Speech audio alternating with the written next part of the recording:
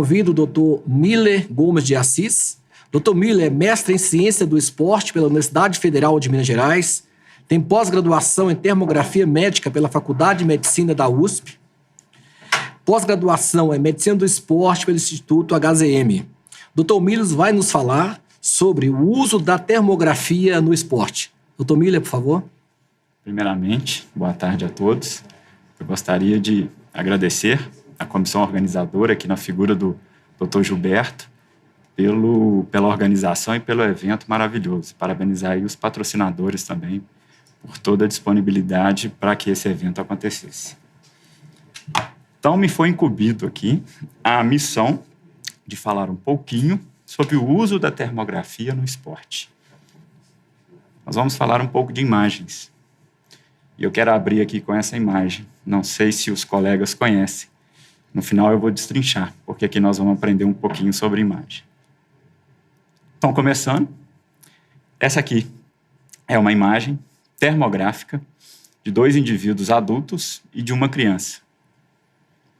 Vamos falar alguns detalhes aqui para que a gente possa entender alguns conceitos básicos da termografia. Nós temos uma distribuição de cores nessa imagem. Essa distribuição de cores ela é chamada de paleta de cor.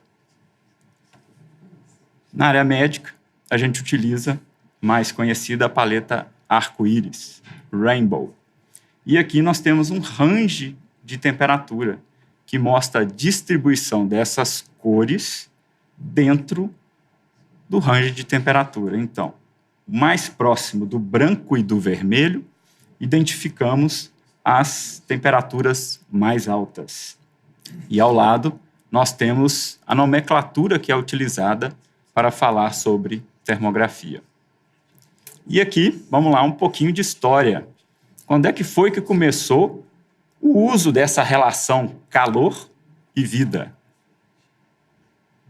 Aristóteles já fazia os seus primeiros experimentos.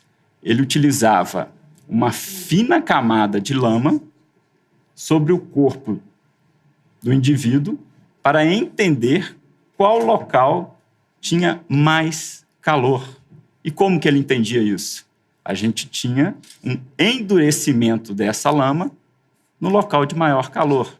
E aqui, uma imagem termográfica simbolizando o mesmo acontecimento. Muito bem. E, historicamente, quando é que foi descoberto esse infravermelho, né? 1840, William Herschel e o seu filho nos experimentos que fizeram o quê? Com a difração da luz, eles colocaram termômetros para medir a temperatura em cada cor que apresentava. Só que um termômetro foi deixado numa região que não tinha, entre aspas, luz. Foi aí que foi descoberto o infravermelho, que nada mais é do que parte do espectro eletromagnético. Só que o que é visível ao olho humano está apenas nessa pequena faixa. E aqui está a distribuição de cores. Acima da cor vermelha, que é visível aos nossos olhos, nós temos o infravermelho. E aqui, a distribuição de todas as outras ondas dentro do espectro eletromagnético, né? Ondas de raio-x. Bem, e dentro da área médica, como é que foi que isso começou, né? Aqui tem um exemplar do piroscan, que, na verdade, foi a primeira imagem térmica médica, realizada em 1959, no Royal National Hospital of Rheumatic Disease, em Londres. Então, aqui nós temos a imagem óptica e aqui nós temos a imagem termográfica. Muito bem. E, atualmente, como é que nós estamos em relação a essas imagens? Aqui um exemplo de algumas câmeras com diferentes resoluções. Quanto maior a resolução, maior são os detalhes que a gente consegue visualizar na imagem. Aqui alguns exemplos de como atualmente nós utilizamos para fazer a captura dessa imagem. Então, nós temos o indivíduo posicionado, a câmera acoplada a um tripé, e aqui outros exemplos de alguns laboratórios.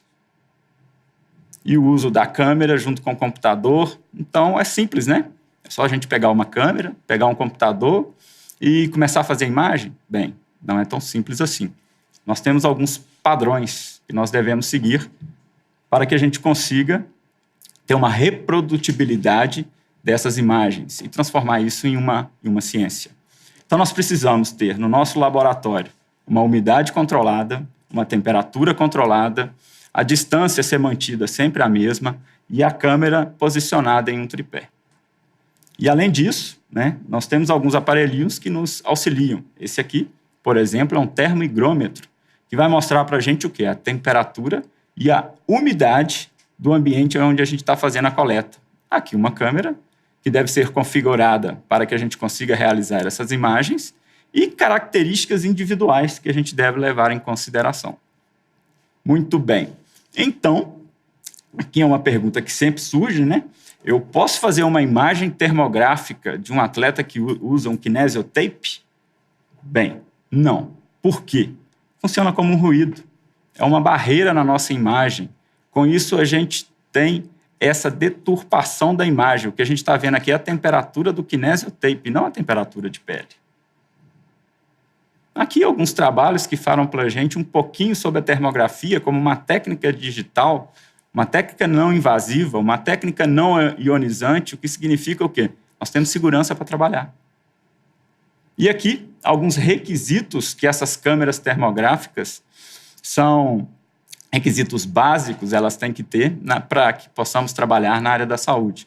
Por exemplo, velocidade, né, da câmera, 30 quadros por segundo, uma resolução térmica de pelo menos 0,1 graus centígrados e, o mais importante, aí, uma resolução infravermelha de pelo menos 320 por 240. Aqui exemplos das câmeras termográficas, que são nada mais, nada menos do que termômetros. Termômetros para que a gente possa entender o quê? Exatamente o calor e o frio, zonas hipertérmicas e zonas hipotérmicas. E entendendo o fenômeno mais importante, como acontece essa troca de calor. Nós temos ambientes, então, com mais e menos entropia, né? Com uma temperatura maior e menor. Então, do ambiente de maior temperatura, nós vamos ter uma troca para o de menor temperatura. São esses fenômenos que nós vamos estar avaliando. Só que dentro do ser humano. Então, nós estamos falando de quê? Nós estamos falando de inflamação. E quando eu falo de inflamação e termografia, eu falo do primeiro sinal cardinal da inflamação, que é o calor. Muito bem.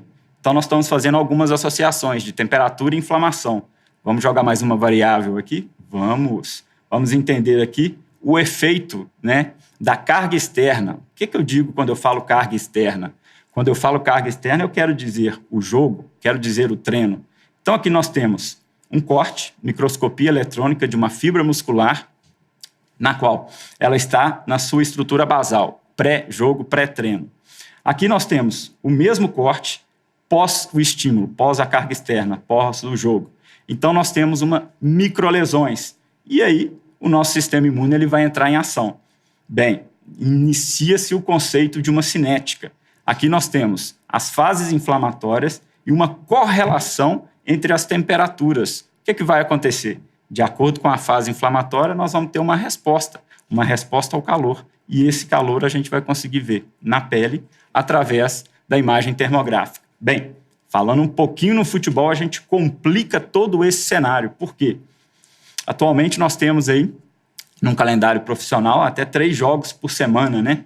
E isso tem se estendido para as categorias de base. Então, nossos atletas em formação, eles estão passando pelo mesmo fenômeno. E como é que a gente faz para minimizar esse dano? Como é que a gente faz para entender melhor esse fenômeno?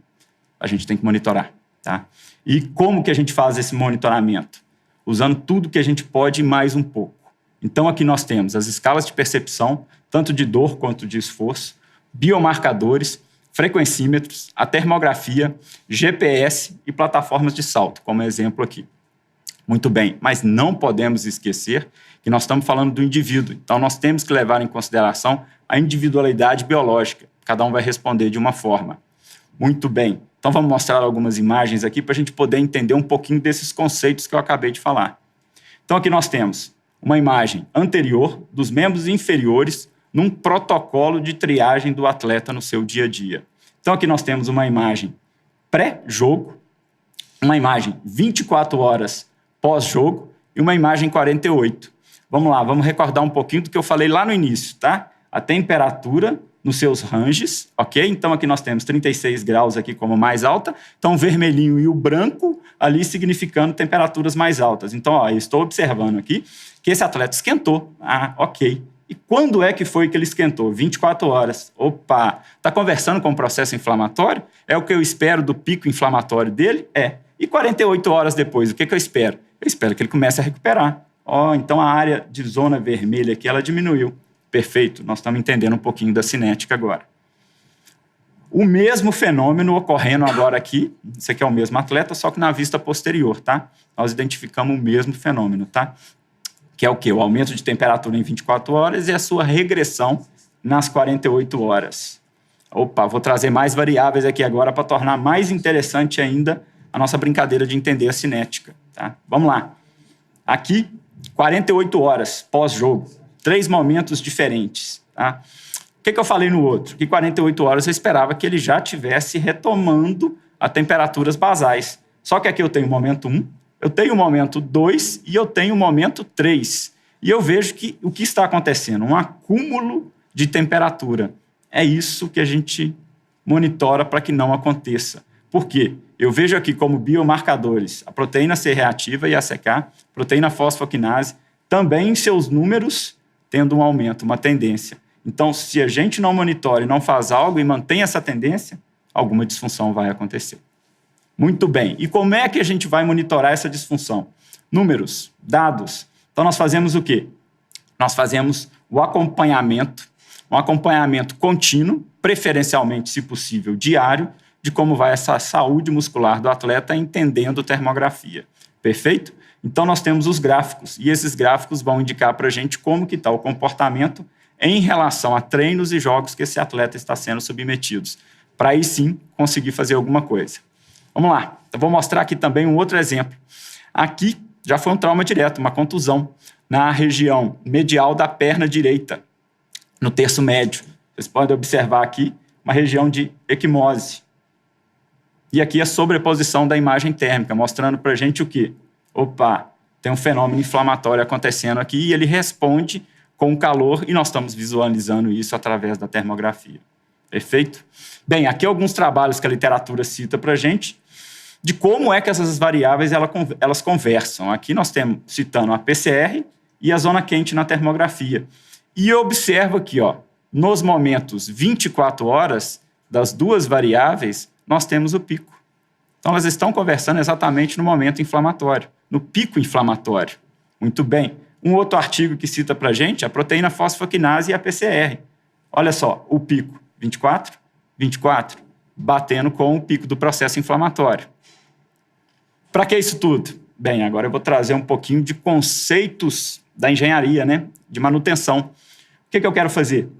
Eu quero ter uma manutenção preditiva. O que significa isso? Eu quero que, antes que o fenômeno, que a disfunção aconteça, com a análise desses dados, eu consiga fazer intervenções para manter o nosso equipamento funcionando. Entenda-se equipamento, saúde muscular dos nossos atletas.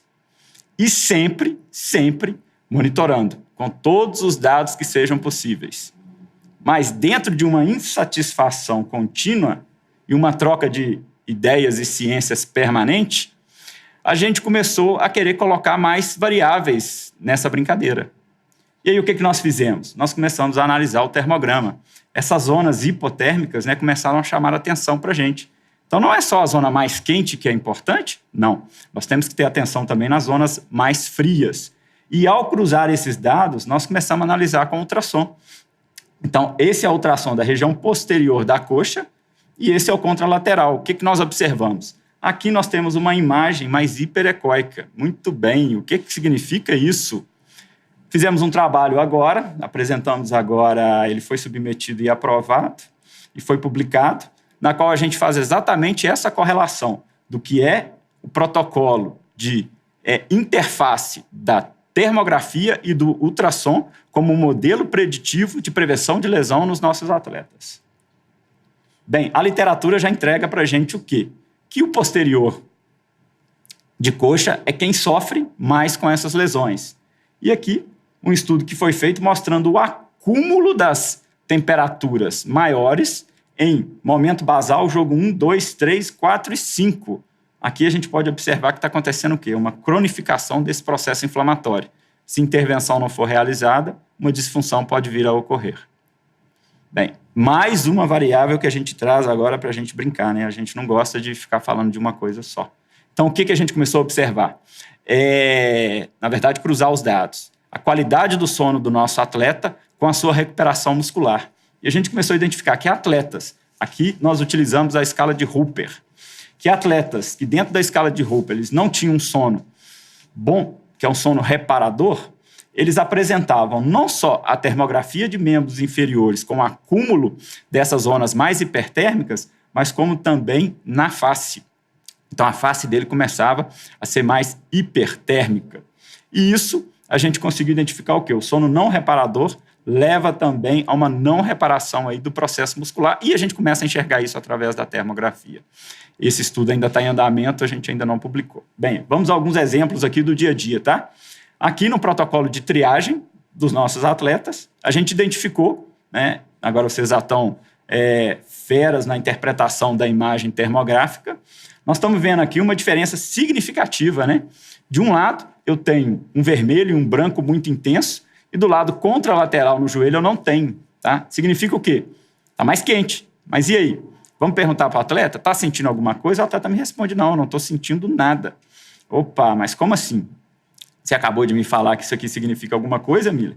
Como é que esse atleta fala que não? Bem, aí chamamos esse atleta em particular, começamos a conversar com ele.